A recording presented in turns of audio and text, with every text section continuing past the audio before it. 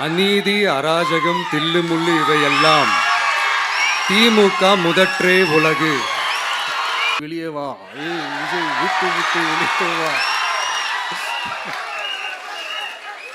இப்படியெல்லாம் கேட்கும்போது எனக்கு எப்படி அது தோணுதுன்னா, ஐயோ இவங்க ஒவ்வொரு வீட்டில் இருக்கிற ஒவ்வொரு விஜயும் இவங்க கூப்பிடுற மாதிரியே எனக்கு தோணுது. அப்படிதான் எனக்கு தோணுது. அதனால பொறுங்க பாஸ், வருவாங்க, முறையா வருவாங்க. ஓட்டு போடுற அன்னைக்கு ஓட்டர் ஐடியை கையில் எடுத்துக்கிட்டு ஒவ்வொரு வீட்டில் இருக்கிற ஒவ்வொரு விஜயும் ஒவ்வொரு விஜயும் பூத்து பூத்தா காலையிலே வந்து நிப்பாங்க பாருங்க.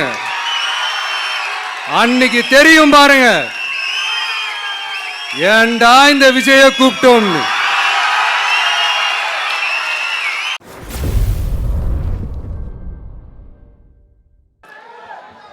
நம்ம கட்சியினுடைய 2வது ஆண்டு விழா, அதாவது 3rd இயரோட தொடக்க விழா இன்னைக்கு தமிழ்நாட்டில் ஒரு மிகப்பெரிய ஒரு கட்சியாக நம்ம வளர்ந்து இருக்கிறோம் அப்படின்னா அது உங்களால் தான். ப்ளஸ் நம்மளை நேசிக்கிற கோடிக்கணக்கான மக்களும் தான் அதுக்கு ஒரு மிக முக்கிய ஒரு காரணம். நீங்கள் தான் என்னுடைய ஒரு மிகப்பெரிய ஒரு பலம். உங்களை நம்பி தான் நானும் நம்ம கட்சியும் இருக்கிறோம். இதை நான் சொல்லி தான் உங்களுக்கு தெரியணும்னு அவசியம் இல்லை, இது உங்கள் எல்லாருக்குமே நல்லா தெரியும். அதனால் இன்றைக்கி உங்கள் எல்லாருக்கும், நம்ம கட்சியில் இருக்கிற தோழர்களுக்கும் தொண்டர்களுக்கும், இந்த கட்சியினுடைய ஒரு தலைமை தொண்டனான என்னுடைய வாழ்த்துக்களும் நன்றிகளும்.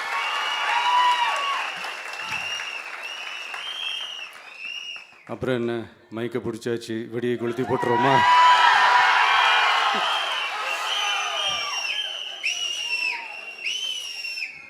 (1977) ஜூன் மாதம்னு நினைக்கிறேன், ஜூன் மாதத்தில் புரட்சி தலைவர் எம்ஜிஆர் அவர்கள் ரேடியோவில் ஒரு பேட்டி ஒன்று கொடுத்தாங்க.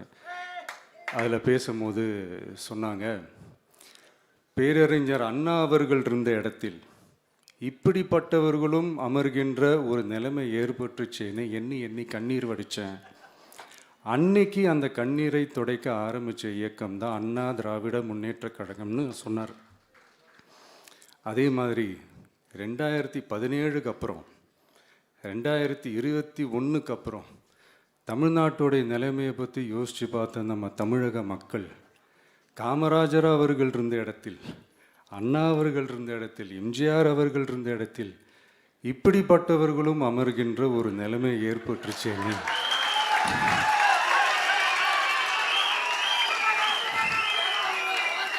தமிழக மக்கள் கண்ணீர் வடித்தாங்க. இன்னைக்கு இந்த கண்ணீரை துடைக்க ஆரம்பித்த இயக்கம் தான் தமிழக வெற்றிக்கழகம்.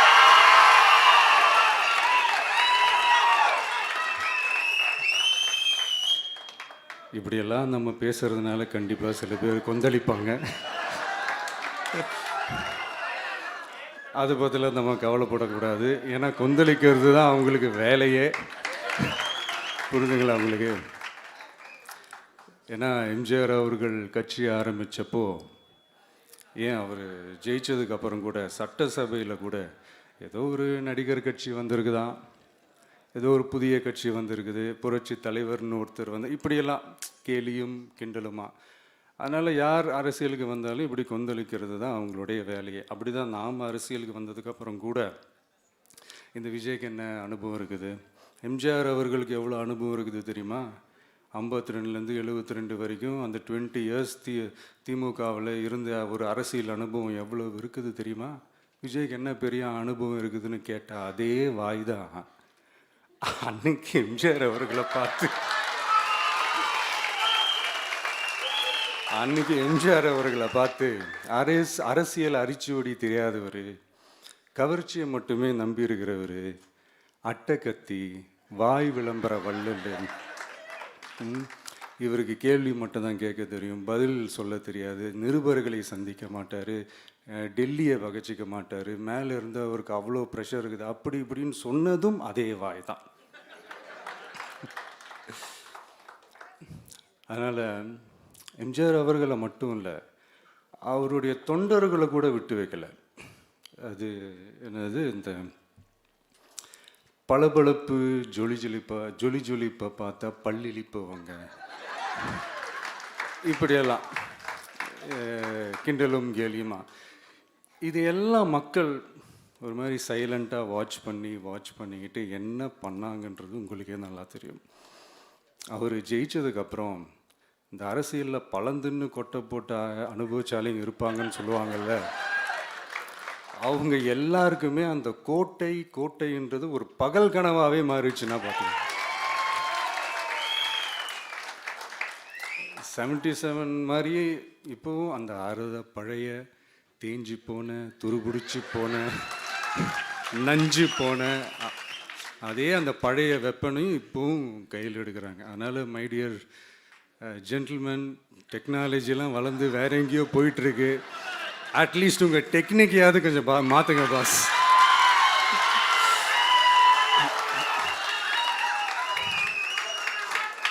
காமராஜர் அவர்களையும் விட்டு வைக்கல. அவருக்கு இலக்கியம்னா என்ன தெரியும், அவர் மாபெரும் புலவர், அந்த புலவர் இந்த புலவர்னு அவரை பற்றியும் கிண்டலும் கேலியுமா. அதான் முன்னாடியே சொன்ன மாதிரி யார் எதிர்த்து நின்னாலும் அவங்கள கொந்தளிக்கிறது தான் அவங்களுடைய வேலையே. ஸோ இப்படி அவங்க பண்ணுற தப்பெல்லாம் நம்ம எடுத்து சொன்னால், அவங்க பண்ணுற அட்ராசிட்டியை பற்றி நம்ம எடுத்து சொன்னால், அவங்க பண்ணுற அந்த ஊழலை பற்றி தான் நம்ம எடுத்து சொன்னோம். முக்கியமாக நாம் அதை எடுத்து சொன்னால் 50 வருஷத்துக்கு முன்னாடி இருக்கிற அதே தகர டப்பாவை எடுத்து உருட்ட ஆரம்பிச்சிருவாங்க.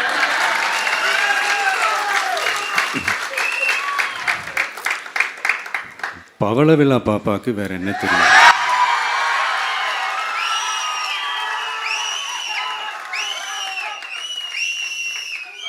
பழைய டப்பாவை உருட்டதானே தெரியும்.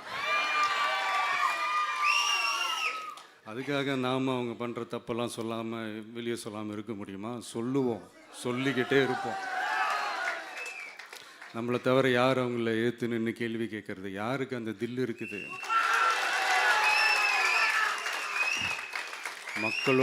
மக்களோட ஒரே பிரதிநிதி நாம் மட்டும்தான். ஸோ இப்படி இருக்கிற இந்த நிலைமையில் இன்னைக்கு இந்த டிஜிட்டல் உலகத்தில் திருவள்ளுவர் இருந்திருந்தாருன்னா இந்த தீய சக்தியை பற்றி என்ன திருக்குறள் எழுதியிருப்பாரு? ஒரு கற்பனையா, அநீதி, அராஜகம், தில்லுமுள்ளு இவையெல்லாம் திமுக முதற்றே உலகு.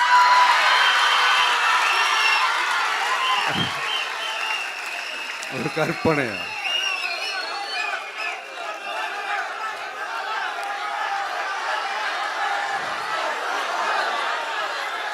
அநீதி, அராஜகம், தில்லுமுள்ளு இவையெல்லாம் திமுக முதற்றே உலகு.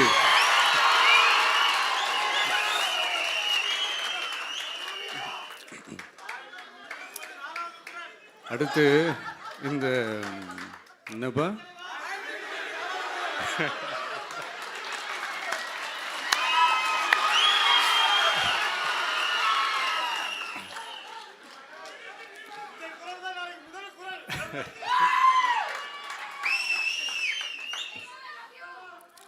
அடுத்து இந்த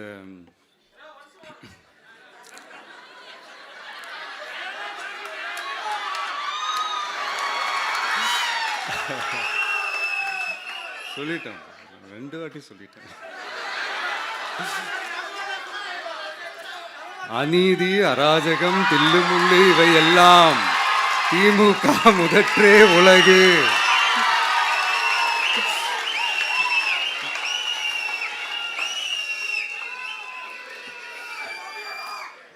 அடுத்து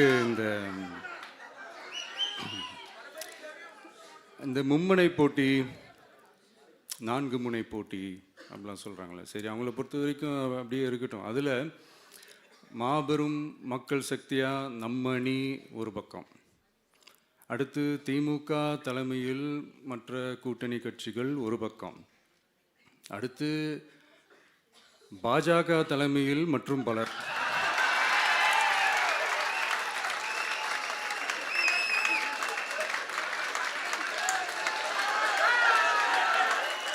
என்னப்பா சிரிக்கிறீங்க? உண்மையை தானேப்பா சொன்னேன்.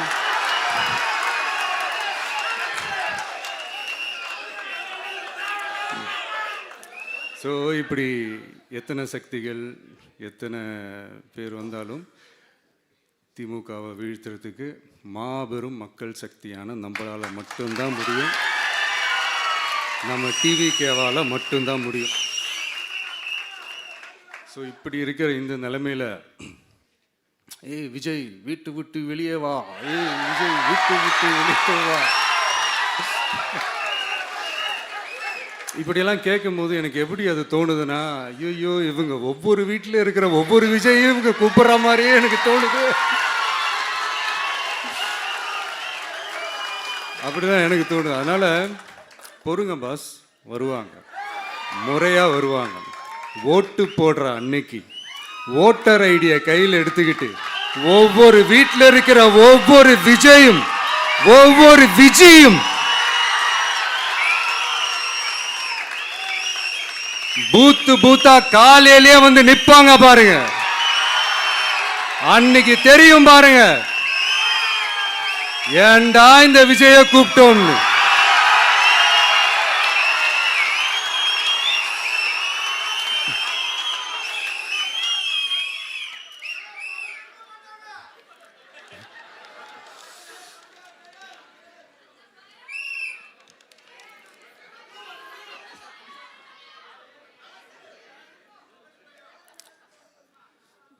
ஸோ இப்படி பேசினா உடனே இவரு நான் சினிமாவா இது அப்படின்ட்டு ஆரம்பிச்சிருவாங்க. நான் சினிமா விட்டாலும் நீங்கள் சினிமா விட மாட்டேங்கிறீங்களேப்பா.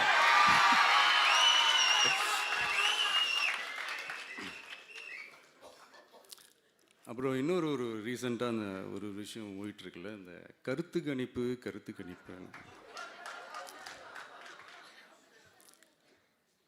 அதில் நிறைய பேர் உண்மையான கருத்து கணிப்புலாம் சொல்கிறாங்க. அதையும் நான் தப்பு சொல்லலை. சில பேர் கடுப்பில் விட்ட கணிப்பாகவும் இருக்குது, அதையும் நான் தப்பு சொல்லலை. இந்த கடுப்பில் விட்ட கணிப்பாளர்களுக்கு நான் சொல்லிக்கிறது என்னென்னா, ஒவ்வொரு ஊராக தெருவாக வீடு வீடாக போய் நீங்கள் அந்த கருத்து கணிப்பு எடுத்து பாருங்கள். ஒவ்வொரு வீட்லேயும் டிவிக்கு இருக்கிறத நீங்கள் பார்ப்பீங்க.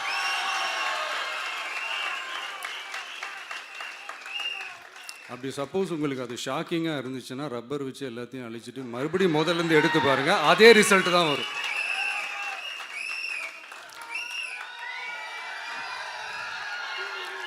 இது என்னப்பா லாஜிக்கு, அது எப்படி எல்லார் வீட்லேயும் டிவிக்கு இருக்கும் அப்படின்னு நீங்கள் கேட்டிங்கன்னா, ஒரு சின்ன சாம்பிளுக்கு ஒரு சின்ன டெஸ்ட் ஒன்று பண்ணி பாருங்களேன். நம்ம சிஎம் சார் இருக்காங்கள்ல, ஸ்டாலின் சார்,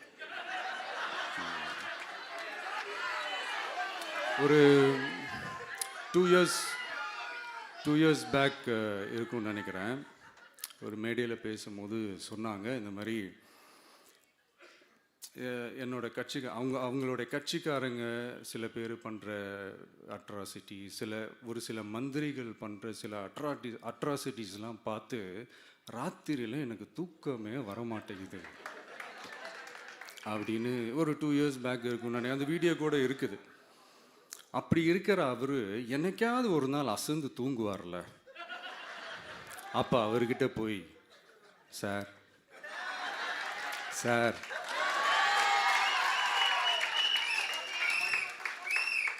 எந்த சின்னத்துக்கு சார் ஓட்டு போடுவீங்க அப்படின்னு கேட்டு பாருங்க. விசில் சின்னத்துக்கு தான்.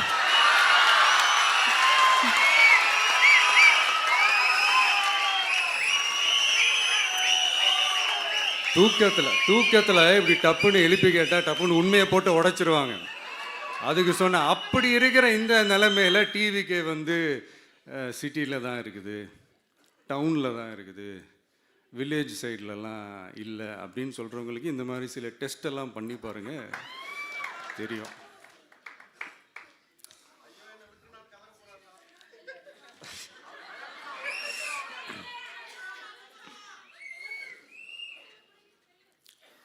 விசில் சின்னம் போகாத ஊரே இல்லை. விசில் சின்னம் எங்கெல்லாம் இருக்குதோ அங்கெல்லாம் டிவிக்கே இருக்குதுன்னு அர்த்தம். என்னுடைய அம்மா, அக்கா, தங்கைகள், அண்ணன், தம்பிகள் டிவிக்கேக்கு ஓட்டு போடுறத யாராலையும் தடுக்க முடியாது.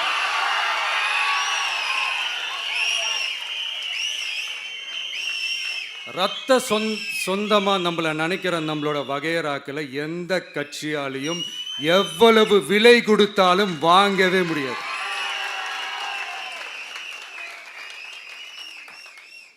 நான் ஓவர் கான்ஃபிடென்ஸில் பேசுகிறேன் அப்படின்லாம் நினைக்காதீங்க. இதுதான் கள நிலவரம், கள யதார்த்தமும் இதுதான். தீய சக்தியை வீழ்த்துறதுக்கு தூய சக்தியான நம்மளால் மட்டும்தான் முடியும். இந்த 2026 சட்டமன்ற தேர்தலில் டிவிக்கே தான் மக்களோட ஒரே ஆப்ஷன். Otherwise no diversion.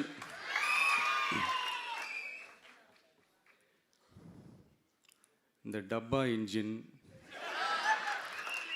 ஓட்டை இன்ஜின், எவ்வளோ இன்ஜின் வந்தாலும் டாப் இன்ஜின் நம்ம டிவிக்கே தான்ன்றதை மக்கள் ஆல்ரெடி முடிவு பண்ணிட்டாங்க. அதனால் நம்மளுடைய தோழர்கள் அதை மனசில் நல்லா ஏற்றிக்கிட்டு இன்னும் ஷார்ப்பாக ஒர்க் பண்ணுங்கள். நான் ஏற்கனவே சொன்ன மாதிரி ஒன்றியம், நகரம், பேரூர், பகுதி, கிளை எல்லா இடத்துலையும் அந்த பூத்தாக அந்த நம்மளுடைய வேட்பாளர்களுக்கு ஒற்றுமையாக இருந்து வேலை செய்யுங்க. நமக்கு மாபெரும் கூட்டணியான மாபெரும் மக்கள் சக்தியான குடும்பமாக நம்மளோட இருக்கிறாங்க. இன்னொன்று அன்றைக்கி நான் சொன்ன மாதிரி நம்மளுடைய விசில் சின்னத்துக்கு ஓட்டு போட வைக்கிறது மட்டும்தான் உங்களுடைய வேலை. மற்றதெல்லாம் மக்களோட சேர்ந்து நான் பார்த்துக்கிறேன்.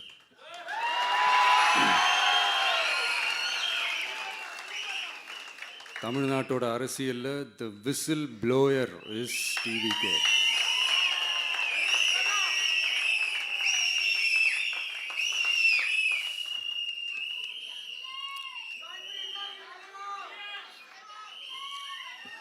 நம்ம மக்கள் இந்த விசில்ல ஊதுல இந்த தீய சக்தியும் இந்த ஊழல் சக்தியும் தெரிச்சு ஓடணும். எப்படி தெரிச்சு ஓடணும்? அன்னைக்கு சென்ட் ஜார்ஜ் கோட்டையில் டிவிக்கு ஆளும் கட்சியா எழும்.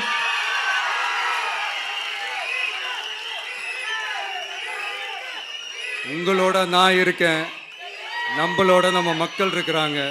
இதுக்கு மேல என்ன வேணும்? கான்ஃபிடென்ட்டா இருங்க. நல்லதே நடக்கும். வெற்றி நிச்சயம். மீண்டும் சந்திக்கும் வரை நன்றி, வணக்கம்.